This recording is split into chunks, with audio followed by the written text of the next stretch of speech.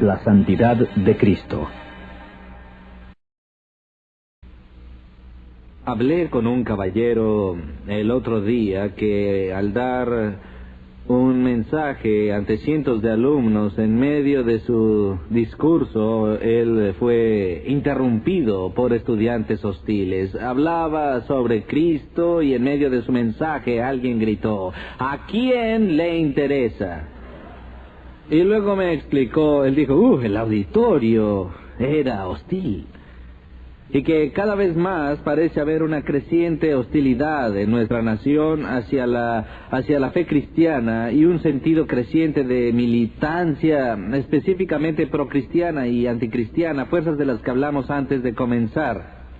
En algunas ocasiones, lamentablemente, los no creyentes temen que militantes cristianos lleguen a intentar forzar la adhesión religiosa de personas no creyentes a través de leyes, reglamentos y todo eso, y están justificadamente atemorizados de esto. Trato de recordarles a mis hermanos y hermanas que la primera enmienda de la Constitución de los Estados Unidos protege a los no cristianos tanto como a los cristianos.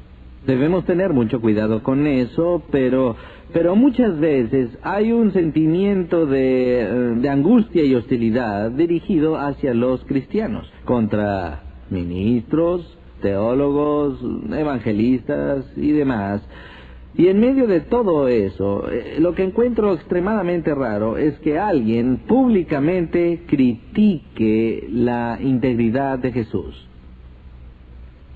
Pienso, por ejemplo, en un comentario que George Bernard Shaw hizo una vez, en el cual criticaba a Jesús. Él no era cristiano, y Shaw dijo de Jesús, cuando criticó su comportamiento, él dijo, había momentos en que Jesús no se comportaba como cristiano. Y yo pensé que era algo irónico que cuando George Bernard Shaw quiso criticar a Jesús, no se le ocurrió otra pauta moral más elevada para criticarlo que la conducta de Jesús mismo. Como dije, aunque encuentro grupos de verdadera hostilidad dirigidos hacia mí, hacia la iglesia o hacia la historia de la influencia cristiana, sin embargo hay una especie de reserva al hablar de Jesús. Porque entre tantos seres humanos que han vivido, dudo que alguien haya inspirado más respeto universal por su conducta e integridad que Jesús de Nazaret. De hecho, el mundo es respetuoso con Jesús. La pregunta que me queda es, ¿por qué, si fue alguien tan maravilloso, tan amoroso, tan bondadoso y compasivo con todo tipo de personas enfermas y despreciadas, una especie de Madre Teresa de su propia generación y aún más, ¿por qué fue asesinado? No solo fue ejecutado, sino que las masas clamaban por su sangre. ¿Qué era lo que en Jesús de Nazaret inflamaba las pasiones del pueblo por él o en su contra? Me gustaría leerles un pasaje del Evangelio de San Marcos que considero empieza a tratar esta cuestión en particular. 4º capítulo del Evangelio de San Marcos, empezando por el versículo 35. Leemos esto. Aquel día, cuando llegó la noche, les dijo a sus discípulos, pasemos al otro lado. Y despidiendo a la multitud, le tomaron como estaba en la barca. Y había también con él otras barcas, pero se levantó una gran tempestad de viento y echaba las olas en la barca, de tal manera que ya se anegaba. Y Jesús estaba en la popa, durmiendo sobre un cabezal. ¿Se imaginan la escena? Esto tuvo lugar en el mar de Galilea, y debo decirles que es un fenómeno topográfico bastante especial en Palestina, por el túnel de viento que se forma entre el desierto de Transjordania y el mar Mediterráneo. Lo que sucede en esta situación geográfica es que una especie de túnel de viento está apuntando hacia el mar de Galilea. Y tormentas violentas de enormes proporciones pueden levantarse sin previo aviso sobre ese lago. De hecho, estuve allí hace un par de años y tomé un crucero de excursión que atraviesa el mar de Galilea, y con el equipo náutico más moderno y marineros muy bien entrenados. Nos decían que aún viven aterrorizados de estas extrañas tormentas que ocurren aún en estos días por allá. Bueno, aquí los discípulos eran pescadores avesados y habían estado en ese lago 1000 veces. Y una de estas violentas tempestades se levantó en el medio de la noche.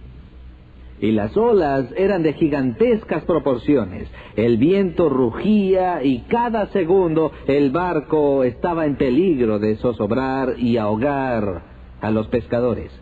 Y todo el tiempo Jesús dormía en la barca. Detesto a las personas así. Los he visto en aviones. He estado en aviones en los que las azafatas gritaban de pánico. El avión caía de a tramos de 1000 pies en violentas turbulencias y un señor al lado mío tranquilamente dormía. Yo quería sacudirlo y decirle: ¿que eres calvinista tal vez? ¿Qué es lo que te pasa a ti?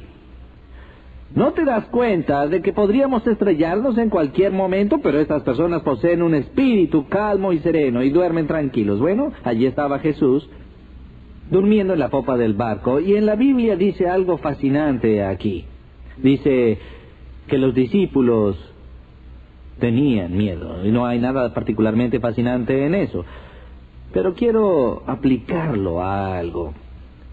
Cuando enseñaba en un seminario en Filadelfia hace varios años, daba un curso sobre ateísmo académico, en el cual se le pedía a los estudiantes leer las fuentes primarias, los escritos de los más claros ateos de la historia occidental.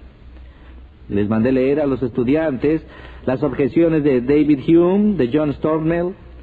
Les mandé leer a los estudiantes las obras de Nietzsche y de Ludwig Feuerbach. Les mandé leer a los estudiantes la crítica que hizo Marx en contra de la teología cristiana, y de Kaufman y otros como Sartre y Camus.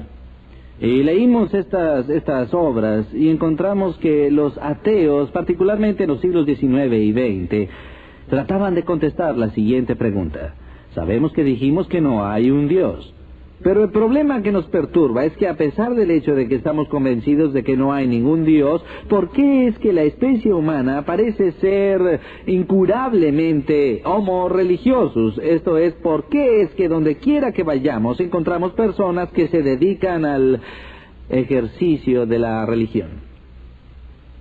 Madeleine Murray contestó esta pregunta diciendo: porque las masas simplemente tienden a la superstición y no analizan críticamente el tema. Solo debemos educarlos un poco más. Pero personas como Freud y Marx y Feuerbach y Nietzsche deseaban una explicación más sólida, y así estaban de acuerdo en que para el hombre la religión emerge históricamente de las necesidades psicológicas de las personas. En otras palabras, de la humana fragilidad. Lo único que todos compartimos es nuestra mortalidad. Y así como sugirió Freud y Marx secundó la moción, es que todos los seres humanos tienen un temor incorporado a las fuerzas naturales que amenazan nuestras vidas. Y lo que sucede históricamente es que las personas comienzan a inventar religiones en las cuales el primer escalón del proceso evolutivo es imponer la idea de un alma viviente dentro de estas fuerzas. Y así había un Dios en la tormenta, un Dios en el terremoto, un Dios en la pestilencia. Freud dijo que el primer paso era la personalización de la naturaleza. ¿Por qué? Muy fascinante la teoría. La idea es esta. Hay todo tipo de cosas allí afuera, damas y caballeros, que amenazan mi existencia. El cáncer, fuego, inundaciones, guerras, otras personas. Pero he aprendido como ser humano cómo sobrevivir, al menos hasta ahora, a la hostilidad de otras personas. Cuando tú vienes hacia mí apretando los dientes, estás furioso y tienes un revólver, he aprendido a vérmelas con eso. Así, si estás enojado conmigo, puedo rogarte misericordia o hacerte cumplidos. No querrás dispararme a mí, pues yo soy el presidente de tu club de admiradores, ¿sabes? Me refiero a que, oye, te admiro y todo eso, y puedo intentar sobornarte, puedo decir, mira, si me perdonas, la mitad de mi reino es tuyo, o cosas así. Hemos aprendido estas pequeñas fórmulas para causar un cortocircuito en las personas que quieren atacarnos. La pregunta que hacía Freud era esta: ¿cómo puedo negociar con un huracán o una inundación? No podemos pedir nada a una tormenta, ni sobornar a un terremoto. No podemos halagar al cáncer y lograr que se vaya. Estas son fuerzas impersonales, no personales, que amenazan destruirnos. Así que lo que hacemos es proyectar en la naturaleza nuestras propias características para poder hablar con la tormenta. Y muy pronto endiosamos a la naturaleza. Ahora hablamos de esto a las deidades que están sobre estas fuerzas o sobre estas. Y la versión simplificada es el monoteísmo, en el cual solo debes hablar a un Dios sobre todos estos problemas. Así que si reverencias a Dios y honras a Dios y pagas tus deudas y envías tu cheque y haces todas esas cosas, entonces Dios, que es un poder que está por encima de la tormenta, te protegerá de todos estos problemas. Ya han visto la incidencia de esto en los ministerios televisivos, en los cuales el énfasis es puesto en la prosperidad y salud, que son siempre la voluntad de Dios. Escuchamos este concepto: nómbralo y reclámalo. Y lo que debes hacer para ser próspero o ser curado solamente es nombrarlo, confiar y tener fe en ello, y Dios otorgará estas cosas. Jugué al golf con un hombre aquí en Texas la última vez que estuve en la ciudad. Él sufría miserablemente. En los primeros 9 hoyos envió la pelota por cualquier parte. Llegamos al 10º hoyo y trazó una línea. Allí mismo dijo: muy bien, a partir de ahora empezaré a jugar golf.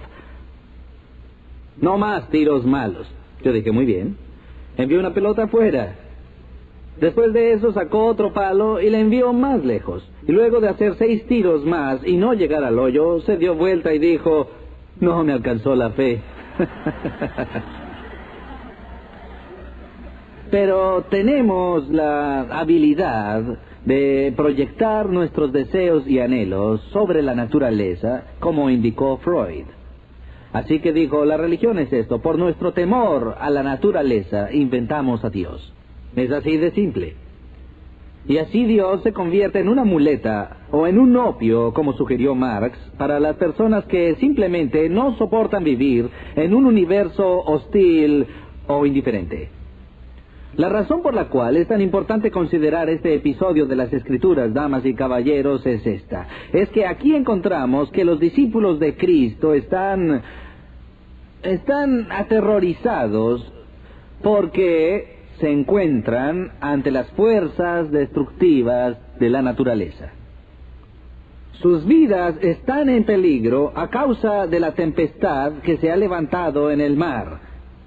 Y la Biblia dice que están atemorizados. ¿Y qué hacen las personas atemorizadas en medio de una crisis? Inmediatamente van al líder. Así que fueron a la popa del barco y, sacudiendo a Jesús, le dijeron: Maestro, haz algo o pereceremos.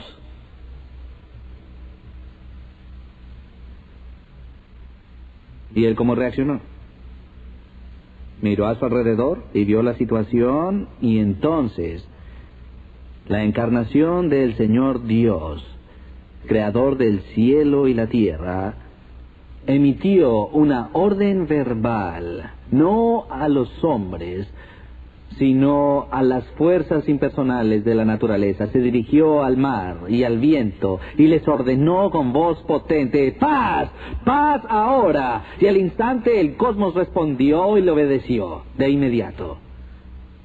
Así que el mar se serenó totalmente y el viento estaba tan calmo que no había ni una brisa en el aire. Ahora bien, lo que más me llama la atención en este relato está en la línea siguiente. ¿Cuál es la respuesta de los discípulos cuando Jesús elimina la amenaza clara y presente de la naturaleza? Dice que tiran sus remos al aire regocijándose y dicen, ¡oh, sabíamos que lo harías! No, el texto nos dice que en ese momento los discípulos comenzaron a experimentar un profundo temor. Esto es, en lugar de que sus temores se calmaran y aminoraran, sus temores ahora se intensificaron. Lo que Freud no entendió, damas y caballeros, es que hay algo dentro del corazón humano que tememos mucho más que cualquier fuerza impersonal de la naturaleza. Y eso es el poder y la presencia de una persona que es santa. Ahora los discípulos tiemblan y se hacen esta pregunta: ¿qué tipo de hombre es este? Que hasta el viento y el mar le obedecen. ¿Recuerdan que en una sesión anterior hablé sobre la xenofobia, lo separado de Dios, la diferencia de Dios que nos amenaza y atemoriza? Los discípulos dicen, un momento, acabamos de presenciar el despliegue de un tipo de humanidad que nos es desconocida por completo. Cada vez que ustedes conocen a una nueva persona, su cerebro recorre un catálogo de computadora con respuestas. Si esta persona está sonriendo, nos dice una cosa. Si frunce el ceño, nos dice otra cosa. Y ante las personas tenemos todas estas categorías y catálogos que usamos en nuestra experiencia como seres humanos. Y aprendemos cómo actuar con otras personas de acuerdo a nuestras experiencias. Hace unos cuantos años hubo un movimiento en este país de una terapia que proponía que todos debían despojarse de sus ropas literalmente, dejarlo todo al aire y revelar los profundos secretos de sus corazones. Y se le daba gran importancia a la franqueza. ¿Lo recuerdan? Todos decían, quiero que seas vulnerable. Este movimiento vivió muy poco tiempo, pues las personas fueron mortalmente heridas cuando se abrieron demasiado. Me recuerda la historia de los 3 ministros, que cuando llegaron a los vestuarios, después de jugar golf, experimentaron una sesión espontánea de confesión. Y uno de los ministros dijo, ¿saben? Mi conciencia realmente me molesta. Intento ser un pastor y ser recto, pero tengo una debilidad contra la que he luchado toda mi vida. Es la debilidad por la bebida. Y dijo, bebo a escondidas. Y no he podido vencerlo. Los otros 2 hombres dijeron, oh Dios, realmente oraremos por ti. Y el segundo dijo, yo también tengo que confesar algo, tengo una lucha, la lujuria me tienta todo el tiempo y he podido controlar mi conducta, pero mis pensamientos no siempre han sido puros y no sé cómo vencer esta situación. Espero que ustedes oren por mí. Ellos dijeron, sí. El tercero no dijo nada. Los otros 2 dijeron, bueno, ¿tú no sufres ninguna tentación? El otro dijo, sí. Dijeron, ¿cuál es? Y él dijo, soy un chismoso compulsivo y me muero por salir de aquí.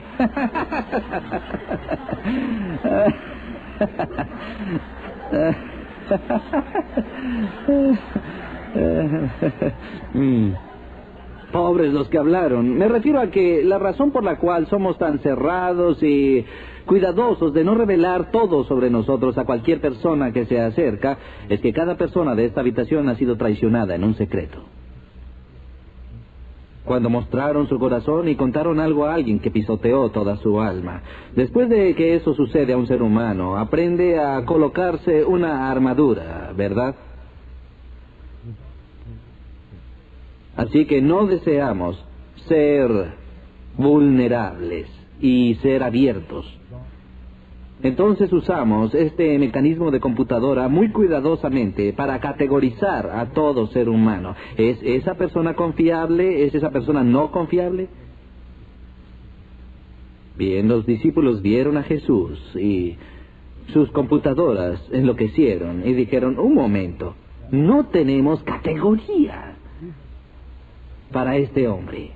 Jamás habíamos encontrado a alguien tan otro, tan diferente, tan separado, tan apartado de la humanidad normal que pueda dar una orden al mar y el mar obedece. En otras palabras, damas y caballeros, lo que aterrorizó a los discípulos es que de pronto se dieron cuenta de que estaban ante la presencia de lo santo.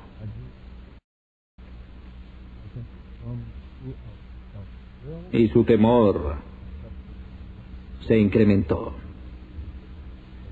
Esta no es la única vez que esto pasa en el Nuevo Testamento. En otra ocasión, las mismas personas en el mismo mar, donde leemos que los discípulos han estado toda la noche pescando, y vuelven y sus redes están vacías. Y Jesús se les acerca, ustedes conocen la historia, le dice a Pedro, ¿cómo les fue? Pedro se queja y dice, fue terrible, ni un solo pez. Él dijo, bueno, Pedro, ¿por qué no tomas las redes y las pones a este lado de la barca? Recuerden que el perfil que se da de la personalidad de Pedro en la Biblia es el de una persona algo impetuosa. ¿Pueden imaginarse lo que pensó Pedro cuando Jesús le dijo que pusiera las redes del otro lado de la barca? Me lo imagino. Él habrá querido decir algo así como, hey, Jesús, eres un teólogo fantástico, un maestro religioso increíble, pero dame algo de crédito en nombre de Dios. Soy un pescador profesional y he puesto la red en todos los lados que hay en la barca durante toda la noche, y ahora intentas decirme cómo pescar. Pero tú eres el maestro y yo el discípulo. Le daremos gusto, muchachos, echen la red por la borda. Ya saben lo que pasó, todos los peces del mar de Galilea saltaron a la red. Tuvieron que traer otra barca y ponerla al lado, pues estaban a punto de zozobrar a causa del peso que cargaban. ¿Y qué es lo que hizo Pedro? Recuerden, Pedro es judío.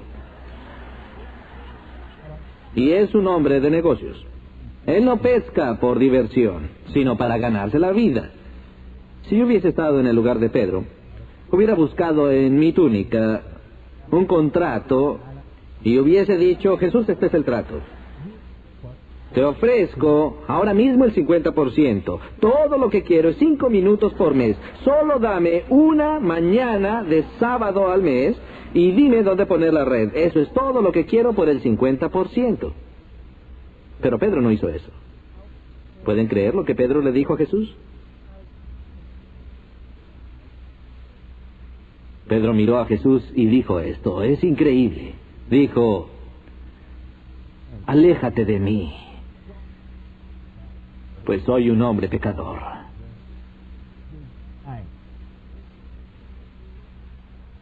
Pedro dijo, Jesús, por favor, vente.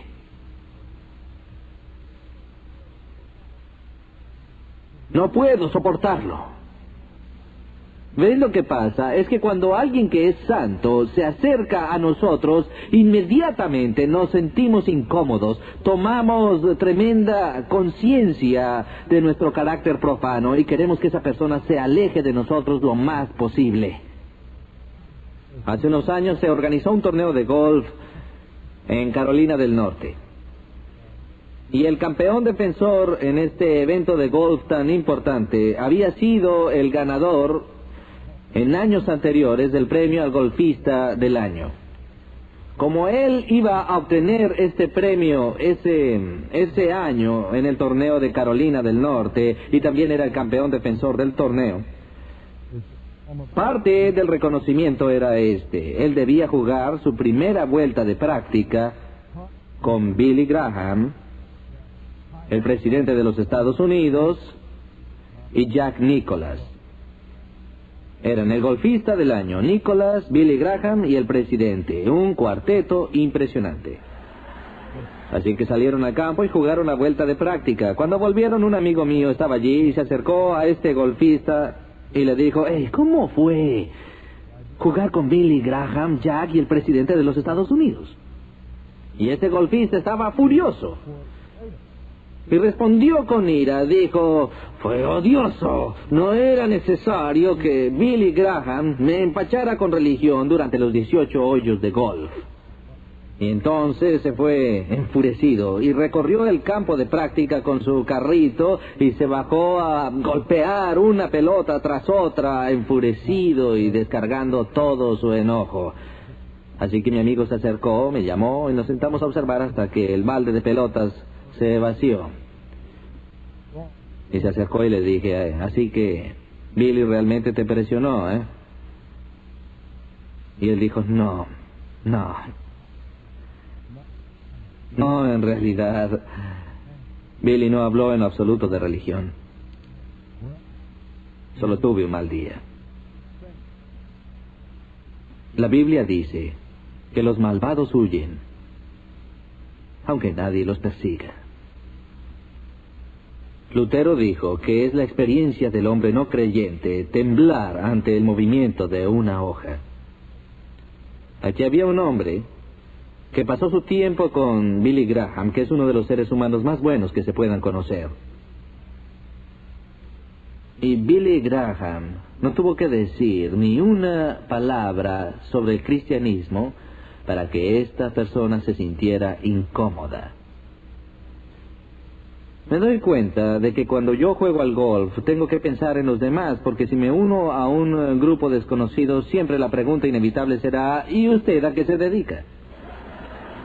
Y todo lo que debo hacer para arruinar la diversión que disfrutan las personas en el campo de golf es decirles que soy ministro.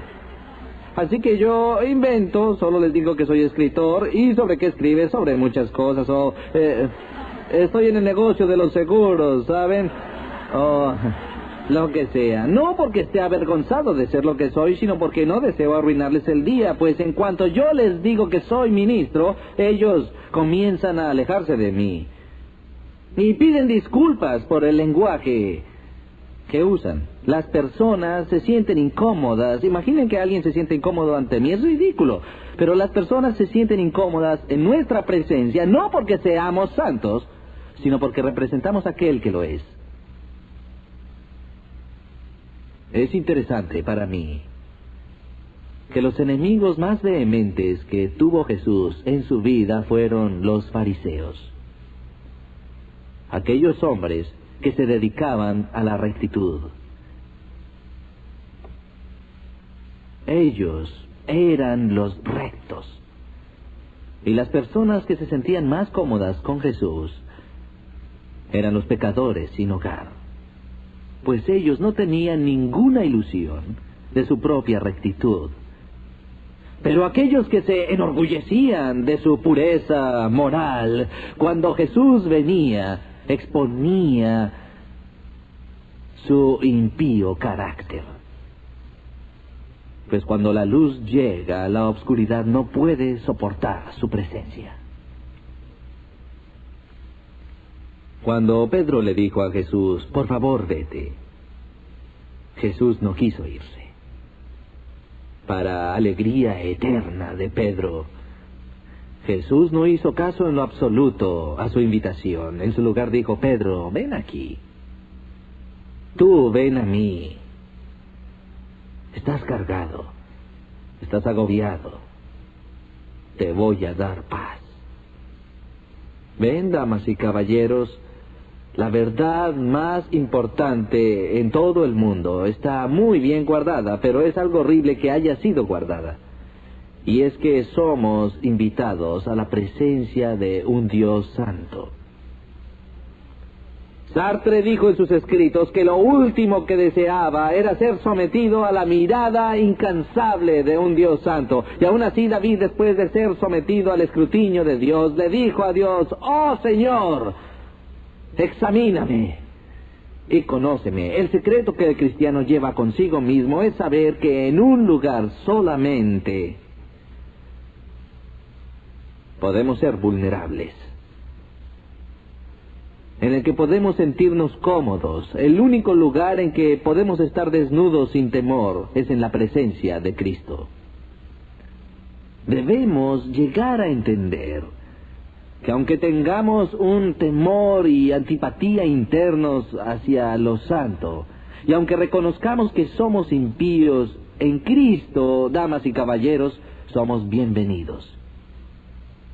Los primeros frutos, nos dicen los apóstoles, de la justificación de una persona son estos dos: paz con Dios y acceso a su presencia.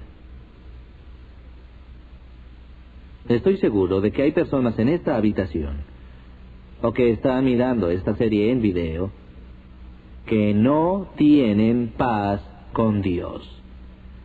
Que aún dicen como Pedro: por favor vete, Jesús, porque me hace sentir incómodo. Y yo les digo a ustedes, les imploro, que si han estado oyendo esta serie sobre el carácter de Dios, consideren un par de cosas. Una es que no hay posible escapatoria jamás de la santidad de Dios. Van a tener que entenderse con ello, ahora o en algún momento. Así que les suplico que en este instante lo resuelvan. Que comprendan que hay una rectitud que Dios ha provisto para ti en Cristo, que no es nuestra propia rectitud, es una rectitud extraña, es una rectitud foránea, es la justicia de Cristo que se te ofrece libremente si te sometes al reinado de Cristo. Todo lo que Él tiene y todo lo que Él ha hecho se convierte en tuyo. Y las peores tormentas de ira divina que puedan imaginar son silenciadas para siempre. Y Dios declara la paz. Y experimentarán lo que experimentó Isaías cuando conoció la palabra de Dios que dijo: mirad que te es quitada tu culpa. Ser cristiano es ser perdonado.